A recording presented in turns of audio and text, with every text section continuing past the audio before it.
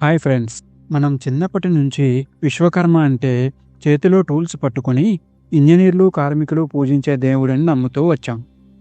కానీ ఈ video end వరకు చూస్తే మీరు మీ ఒపీనియన్ను తప్పకుండా మార్చుకుంటారు.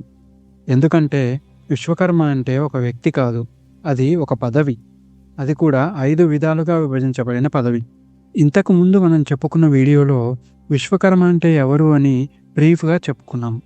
కానీ ఇప్పుడు ఇంకా మరికొన్ని లోతైన విషయాలు తెలుసుకుందాం. మీరిప్పుడు తెలుసుకోబోయే విషయాలు పుస్తకాలలో కానీ ప్రవచనాలలో కానీ పూర్తిగా వివరించలేదు.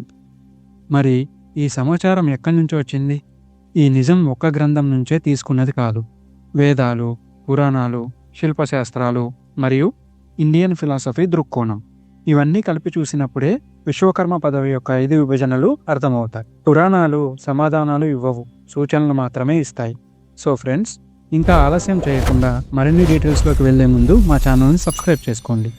హిందూ పురాణాలలో కొన్ని పేర్లు వ్యక్తుల పేర్లు కావు, అవి పదవులు.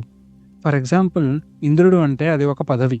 వేరువేరు కాలాలలో వేరువేరు దేవతలు ఆ ఇంద్ర పదవిలో ఉన్నారు. మను అంటే మానవ జాతికి ధర్మ నియమకర్త, ఇది కూడా ఒక పదవి. వేరువేరు కాలాలలో వేరువేరు దేవతలు ఈ పదవిలో ఉన్నారు. అదేవిధంగా విశ్వకర్మ అంటే సృష్టి యొక్క ప్రధాన ఆర్కిటెక్ట్, అంటే రూపశిల్పి. అస్త్రాలు ఎవరు తయారు చేస్తారు? నగరాలు ఎవరు నిర్మిస్తారు? దేవలోకాలు ఎవరు డిజైన్ చేస్తారు? ఈ సమస్త సృష్టి పనులను ఒకే వ్యక్తి చేయడం అసాధ్యం. అందుకే విశ్వకర్మ పదవిని 5 విభాగాలుగా విభజించారు. ఈ 5 పాత్రలు ఏమిటంటే దేవతల కోసం, అసురుల కోసం, దివ్య నగరాల నిర్మాణాల కోసం, మానవుల కోసం ఆయుధాలు, మానవుల కోసం ఇంజనీరింగ్ మరియు నిర్మాణం. ఇప్పుడు ఒక్కొక్క పదవి గురించి డీటెయిల్గా చూద్దాం. మొదటిది త్వష్ట, దేవతల కోసం విశ్వకర్మ. త్వష్ట అనేది ఋగ్వేదంలో ప్రస్తావించబడిన మూల విశ్వకర్మ. ఈయనను దేవతల కోసం వెపన్స్ తయారు చేసే దైవశిల్పిగా పేర్కొన్నారు.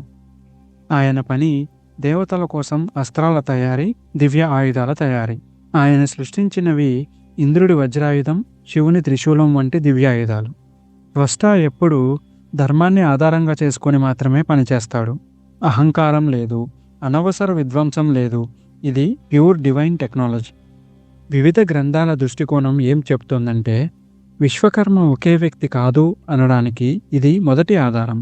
రెండవది మాయ, అంటే మయాసురుడు, అసురుల కోసం పనిచేసిన విశ్వకర్మ. ఇప్పుడు అసలు షాకింగ్ భాగం. మత్స్య పురాణం, భాగవత పురాణం, మహాభారతాలలో మయాసురుడిని అసురుల శిల్పిగా, నిర్మాణకర్తగా పేర్కొన్నారు. మరి మయాసురుడు ఏం తయారు చేశాడు? బంగారు లంక, త్రిపుర నగరం, పాండవుల మైసభ. మాయా నిర్మాణాలలో మాయాజాలం, భ్రమలు, భయం, మానసిక ఉచ్చుబంధాలు ఉంటాయి. ఇది మనకు చెప్పేది ఏంటంటే జ్ఞానం తటస్థం.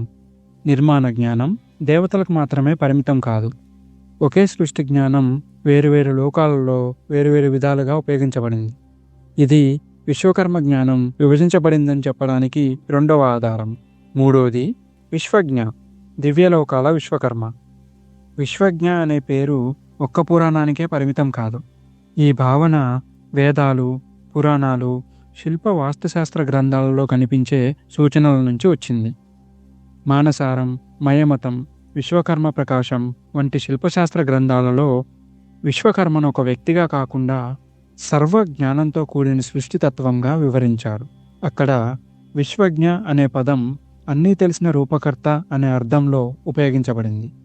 ఆయన పని భూమికి చెందని, మానవులకు అందని శుద్ధ దివ్య నిర్మాణాల సృష్టి. ఉదాహరణకు స్వర్గలోకం, ద్వారక, దివ్య ఇంద్రప్రస్థ వంటి దివ్య నగరాలు. ఇవి సాధారణ శిల్పకళతో కాకుండా దైవిక జ్ఞానం, బ్రహ్మాండ సమతుల్యత ఆధారంగా నిర్మించబడ్డాయని చెప్పబడింది. ఇక్కడ యుద్ధం లేదు, గర్వం లేదు, కేవలం సమతుల్యత మాత్రమే. ఇది వివిధ గ్రంథాల సూచనలను కలిపి అర్థం చేసుకున్న దృష్టికోణం. నాలుగవది మను, మానవుల కోసం విశ్వకర్మ. పురాణాల ప్రకారం 14 మంది మనువులు ఉన్నారు. ప్రతి మనువుకు ఒక కాలం ఉంటుంది. దానినే మన్వంతరం అంటారు. మను అనేది ఒక పదవి. మనుస్మృతి, మహాభారతం, పురాణాలలో మను అంటే కేవలం చట్టాల రచయిత మాత్రమే కాదు, మానవులకు సామాజిక నియమాలు, జీవన విధానం, రక్షణకు అవసరమైన సాధనాలు అందించిన వాడిగా చెప్పబడ్డాడు. మానవులకు పూర్తి దైవిక జ్ఞానం ఇవ్వరు, ఎందుకంటే మనుషులు అహంకారంతో, భయంతో, అధికార లాలసతో ఉంటారు. అధిక శక్తి అంటే అధిక విధ్వంసం.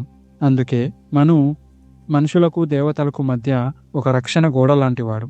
అతిగా శక్తివంతమైన ఆయుధాలను మనుషులకు ఇవ్వకూడదనే నియంత్రణ మనుకి ఉన్న బాధ్యతగా గ్రంథాలు సూచిస్తాయి.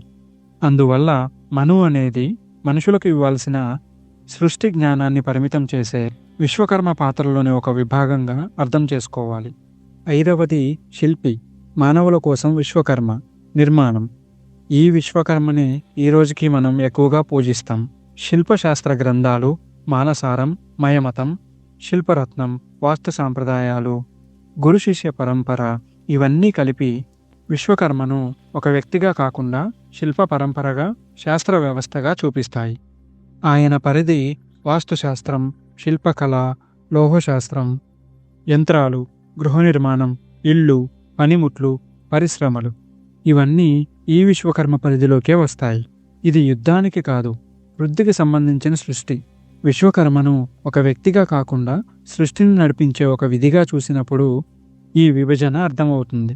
మరి అసలు విశ్వకర్మను 5గా ఎందుకు విభజించారు? ఒకే కారణం. ఒకే లోకం అన్ని సృష్టి జ్ఞానాన్ని నియంత్రించకూడదు. ఒకవేళ అసురులకు దైవనైతికత, దేవతలకు మాయాజాలం, మనుషులకు పరిమితులు లేని ఆయుధాలు ఉంటే విశ్వం నాశనమవుతుంది. జ్ఞానం విభజించబడింది, నియంత్రించబడింది. ఇది గుర్తుంచుకోండి. విశ్వకర్మ సృష్టికర్తే కాదు, ఒక వ్యవస్థ కూడా. పురాణాలు టెక్నికల్ మాన్యువల్స్ కావు. వాటిలో కొంత సమాచారం స్పష్టంగా, కొంత సమాచారం సంకేతంగా, కొంత సమాచారం విభజనగా ఉంటుంది. ఈ ముక్కలను కలిపితేనే పెద్ద చిత్రం కనిపిస్తుంది. జై విశ్వకర్మ. ఇది ఫ్రెండ్స్, విశ్వకర్మ పదవి గురించి ఫుల్ ఇన్ఫర్మేషన్. ఇలాంటి మరిన్ని మైథాలజీ వీడియోస్ కావాలంటే మా ఛానల్ని సబ్స్క్రైబ్ చేసుకోవడం మాత్రం మర్చిపోకండి. ఇక సెలవు మరి. జై హింద్.